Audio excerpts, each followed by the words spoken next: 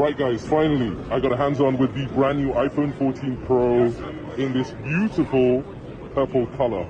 So to begin with, we've got this design which looks very similar to the last generation on the back, but on the front we've got that ProMotion display with that dynamic island. So to give you an example of how that works, let's go to voice notes, let's start resuming, and you see over here it changes. It's really cool.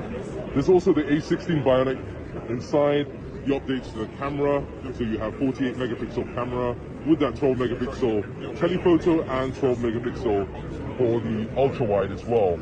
What do you think? And what do you think of the color? Let me know.